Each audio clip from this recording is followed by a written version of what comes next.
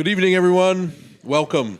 I'm Professor Ara Merjian. I have the distinct pleasure of introducing tonight's double feature, featuring two of Pasolini's short films, two of his most enduringly popular films, if in the second instance far less well known.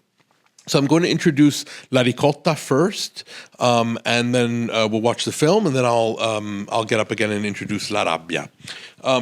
So Pasolini's La Ricotta treats the death of a sub-proletarian Roman man working as an extra on the set of a film about Christ's Passion. Debuted in 1963, it formed part of a so-called omnibus film under the title of Rogopag, a collection of short works whose title combines the first letters of the auteur's various names: Rossellini, Godard, Pasolini, and Gregoretti. The association was really only a nominal one, and Pasolini entertained no contact, he would later note, with the other directors during the film's production. His own film remains by far the most prominent of the lot and stands as his third work in the cinema after a career already established throughout the 1950s in literature with some intermittent screenwriting toward the decade's end. His full conversion to the cinema in the early 1960s took its first forms with the movies Acatone of 1961 and Mamma Roma of the following year, films centered on the squalid subproletariat Roman outskirts and indebted to neorealist cinema as much as they departed from its stylistic spareness. I hate naturalism. I reconstruct everything, Pasolini admitted of his own affinity for highly stylized, frontal, and symmetrical framings, with shots and countershots, zooms and double times. La Ricotta, too, takes place, as we'll see, near the slums on Rome's periphery, but essentially comprises a film within a film. Played by Orson Welles and dubbed by the Italian writer Giorgio Bassani, the film's director is in the process of completing a film on Christ and his life, for which non-professional extras have been hired and given a free lunch. One of them, nicknamed Stracci, meaning rags, passes his food to his poor family. But he is, for reasons we shall soon see, eventually cheated of his own meal. The ricotta cheese, which he finally manages to attain and consume, and from which the film takes its name, proves no salvation. Containing the first technicolor passages of Pasolini's cinema, the film features tableaux vivants, alluding openly to the Renaissance paintings of Pontormo and Rosso Fiorentino, attesting to Pasolini's art historical training under the renowned professor Roberto Longhi, as well as to the quote-unquote figurative pictorial tradition on which he claimed to base his entire cinematic vision. Given its subject matter, the film's impish humor and irreverence earned Pasolini one of the more than 30 legal trials which dogged his life and his career. The charge of quote-unquote contempt for state religion resulted in a 4-month suspended sentence, eventually overcome on appeal. The very law leading to his indictment was a holdover from the fascist decrees still on the books, underscoring the failure of post-war Italian society in purging magistrates or legal frameworks of their fascist origins. But with La Ricotta and other works, Pasolini's chief concern had shifted to what he called the new fascism of neo-capitalist society. Following the economic miracle which transformed the lives of millions of Italians from 1958 to the year of the film's debut, 1963, the country seemed to have forgotten the peripheral neighborhoods and classes left out of this consumerist miracle. La Ricotta's parable thus speaks to these issues obliquely, lyrically, but its recruitment of Catholic morality to shame a society distracted by its own successes is typical of his aesthetic trajectory.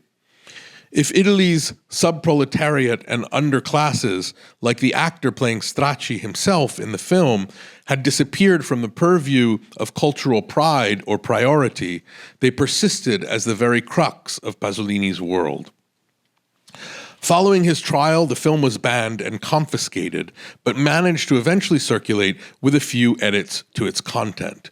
And something I discovered recently, which sort of tickles me, is that it once circulated in the United States for a time under the title Cottage Cheese, attesting to some abiding cultural differences. If we now find La Ricotta even at Trader Joe's, there was a time when it was, as a commodity, still foreign to American audiences. So, I hope you enjoy. We ready for number 2? Why is our life dominated by discontent, by anguish, by the fear of war, by war itself? With this haunting query begins Pasolini's 1963 La Rabbia, or The Rage, or just Rage, edited almost entirely from newsreels shot between 1945 and 1962, in addition to some still shots from magazines. Hoping to reinvigorate his moribund Mondo Libero newsreel in the age of television, the producer Gastone Ferranti had turned to Pasolini the previous summer. With the aim of creating a documentary exclusively from the extant newsreel material, he offered Pasolini access to the company's vast archive of footage, requiring only that he address a basic premise: the origins of contemporary disaffection. To Pasolini's finished product, Ferranti decided to add a pendant film by an individual from the other end of the ideological spectrum. Thus, Pasolini's 53-minute feature came to share billing in the form of a much-hyped cinematic showdown with the conservative journalist and rabid anti-communist Giovannino Guerreschi. Briefly distributed by Warner Brothers in April 1963, the two-part film was pulled from the cinema just a couple weeks later, until a restored version debuted at the Venice Film Festival in 2009. La Rabbia remained a relatively unobserved dimension of Pasolini's corpus. Sorting through 90,000 meters of material on a Moviola editing machine and finding it a quote-unquote depressing parade of international conservatism, Pasolini homed in on those sequences bearing some measure of redemption, whether mournful, celebratory, or enraging. La Rabbia revisits seemingly the whole of post-war history, from the coronation of Queen Elizabeth II to the revolutions in Hungary and Cuba, Patrice Lumumba's embattled governance to the tabloid exploits of Sophia Loren and Marilyn Monroe's untimely death.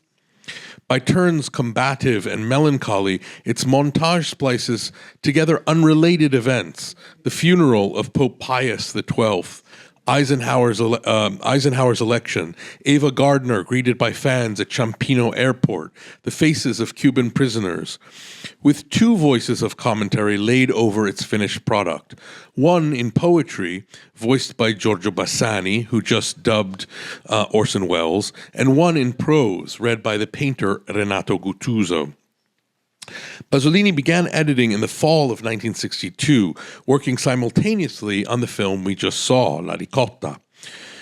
Italy's economy had begun lurching toward recession and inflation this autumn, as factory strikes threatened to pierce the bubble of the economic boom. As a practicing journalist, Pasolini did not view reportage as extraneous to the ostensibly sacred realm of aesthetics. His own rage exceeded any particular news item, in any case. One of his poems from the previous year already bore the title La Rabbia, dedicated, like his film, to combating what he called the unreality of the bourgeois world. He hoped, with what he called this new cinematic genre, to add to his activist arsenal, noting that the film proceeds, quote unquote, without regard to chronology or perhaps even logic. Enjoy.